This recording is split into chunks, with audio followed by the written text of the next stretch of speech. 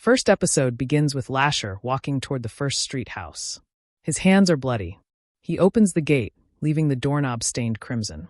Rowan descends the stairs, wondering why he's there. She tries to prevent Lasher from seeing him, aka the baby, with her powers. She locks the door, but he's an ancient spirit. He'll do as he pleases. As Lasher leans over the crib, Rowan cries out in horror. Then she wakes up in bed. It was all a nightmare.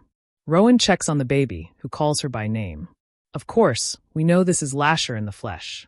At 3 days old, Lasher is already a toddler. Rowan speeds through the kitchen, trying to keep up with his incredible growth. Lasher demands more milk, even though Rowan has jars and jars of it. While Rowan changes out the laundry, the spirit of Millie materializes before her. Millie encourages Rowan to kill Lasher. It's not a sin to slaughter the devil. Later, Rowan measures Lasher and keeps track of his development. She does a physical as well.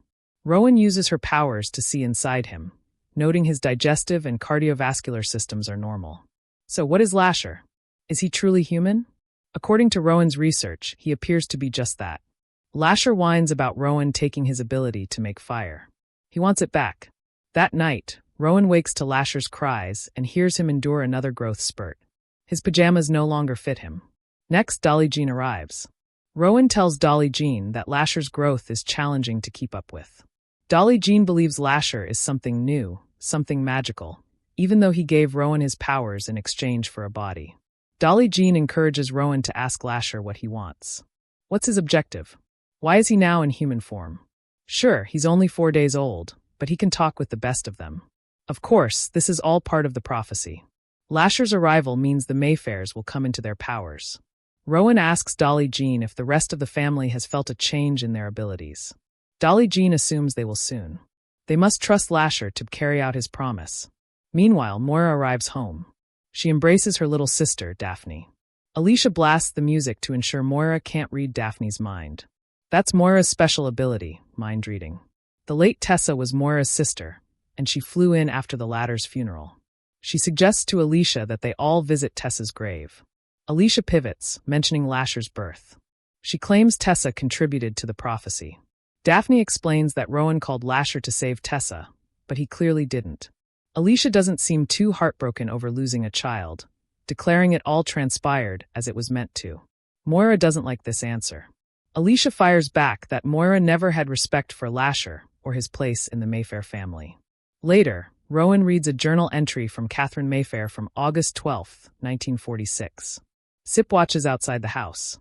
Rowan senses his presence.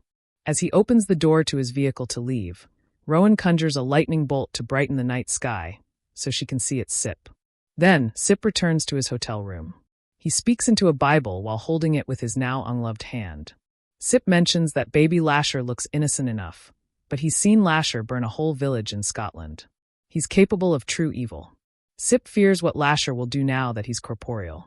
After this, Cip leaves a voice note for himself, stating that if his future self touches this Bible and sees this memory for the first time, Albrecht Escher has erased his memories. He must forge ahead with his mission regardless of what Albrecht does to him.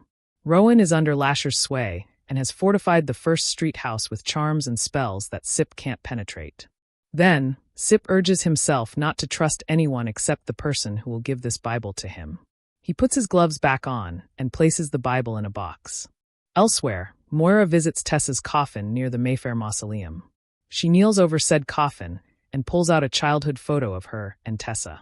Moira addresses her sister, asking Tessa to tell her anything. She'll listen. Later, at 5 days old, Lasher stands above Rowan while she sleeps. He pulls his teeth out as blood drips onto her face. He laughs while he does this. This is my favorite moment in the episode. It's creepy as hell and haunting to boot. After Lasher falls asleep, Rowan replays Millie's words in her head. Perhaps it's okay to kill a child in this instance. She lifts her hand to carry out the act but hesitates. Next, Arjuna finds a note from Cip on her doorstep. It says, "Next time you see me, please give me this." Afterward, Cip returns to his hotel room only for Talamasca agents to ambush him. They knock him unconscious before bringing him to Albrecht. Meanwhile, Rowan overhears Lasher talking to the doll, the one composed of disparate dead designee parts. He's barreled past the toddler stage into adolescence. Rowan questions Lasher about the doll, and she learns that he remembers his witches. She remarks that Julian, Courtland's late father, is also part of said doll. Does Lasher recall telling Julian why he wants to be human? Why is he here? Lasher is unsure if Rowan will like his answer. Rowan insists she loves everything about him. Lasher holds the doll to his ear, informing Rowan that his witches don't want him to tell her the truth. Rowan yanks the doll out of his hands. Lasher and Rowan briefly struggle before Lasher shoves her.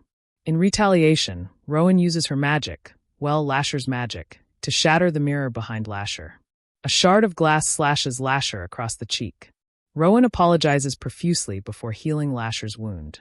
She surreptitiously collects the shard with Lasher's blood and takes it to the local hospital, where Rowan introduces herself to the staff as a guest of JoJo's. Rowan conducts tests on said shard in the lab.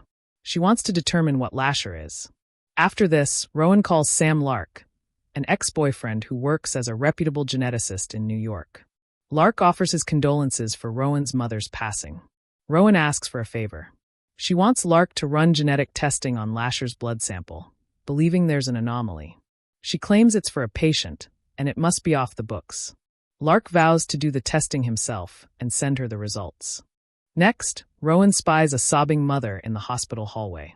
She's on the phone. Rowan sneaks past her into the room where the woman's daughter sits in bed. Rowan asks the girl why her mom is crying. The girl reveals she's dying. Rowan uses her biological magic to detect what's inside the girl. She finds a terminal tumor and eradicates it.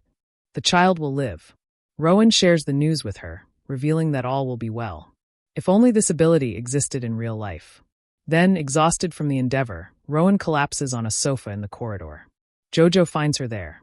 After Rowan recovers, she asks JoJo to meet her at the house. It's high time they discuss sensitive family matters like what to do with Courtland, who is still encased in stone. Rowan pivots and asks JoJo about the neurosurgery job. She reveals it's still available if Rowan wants it. Rowan plans to stay in New Orleans, so she takes it. Meanwhile, Dolly Jean teaches Lasher how to tie a tie. Lasher is now a full-fledged teenager. Lasher asks Dolly Jean if dreams are memories. Dolly Jean replies that they can be, and encourages him to tell her what he knows about himself. Lasher reveals he grew up near a church, and he loves music. Sometimes, when he falls asleep, he sees a girl as a veil lifts from her face. He doesn't believe Rowan would like this girl. Dolly Jean urges him to keep that secret.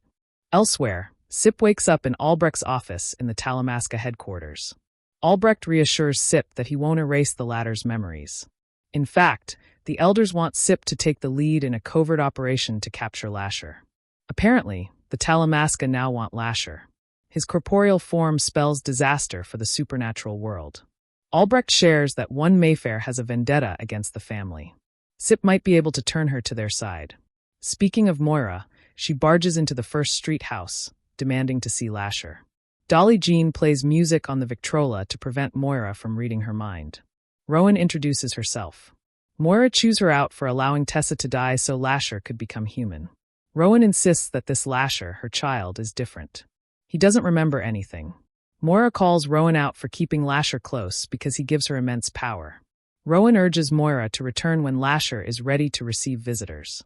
After Moira departs, Cip follows her in his vehicle, scoping her out.